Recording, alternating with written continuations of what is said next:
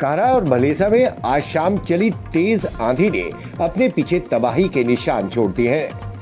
लोगों के घरों की छतें और बिजली की ट्रांसमिशन लाइंस को भारी नुकसान पहुंचा है। कई जगह पेड़ उखड़ गए हैं। एसडीपीओ गंदोह शहजादा कबीर मट्टू ने कहा कि तेज हवाओं के कारण कई आवासीय घर क्षतिग्रस्त हो गए हैं। आंधी के कारण हुए नुकसान को दर्ज करने के लिए एक हेल्पलाइन भी स्थापित की गई है।